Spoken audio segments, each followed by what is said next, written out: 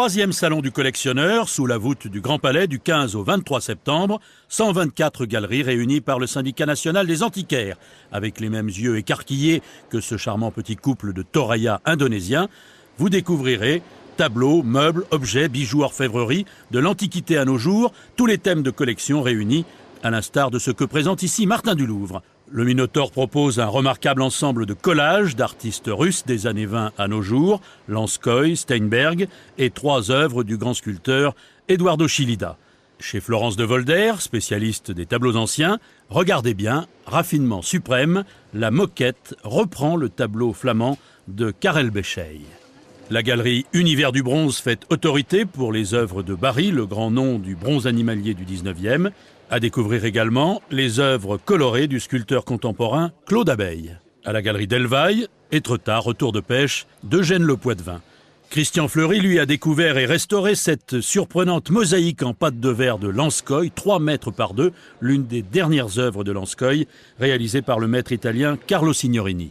Alain Marcel Poil défend avec brio le mobilier du Lyonnais André Sornet, petit salon de bridge en pin de l'Oregon et bureau avec le surlignage de petits clous caractéristique de Sornet. Chez Françoise Livinec, mobilier de Majorelle de Nancy avec ce surprenant décor orientaliste, tableau africanisant d'Adam Stika, tableau bretonnant du Belge Mazui. Tableau moderne de la galerie Urtebise, Henri Martin, un nu de Le Basque, Dufy, Vlaminck et ce grand tableau de Bernard Buffet de la série Corrida. Bronze animalier chez Pierre Dumonteil, les classiques, Guyot, Artus et les contemporains, banc taureau et table faucon de Fiori.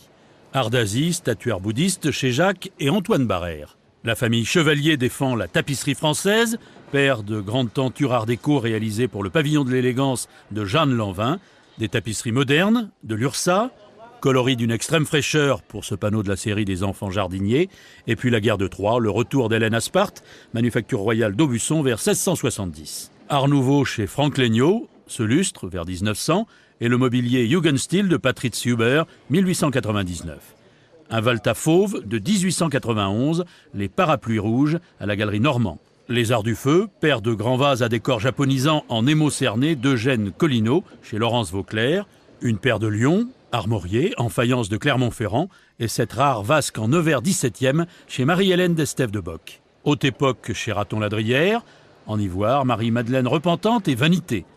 Un confortable fauteuil squelette russe 19e, boiserie 18e avec cariatide, une console en bois doré finement sculpté, une commode néoclassique de Dubois, Vernis Martin et Lac de Chine, chez Bernard et Benjamin Stenitz. Enfin, Robert Valois présente les assemblages de George Herms, le pape de la Beat Generation californienne, le salon du collectionneur au Grand Palais jusqu'au 23 septembre.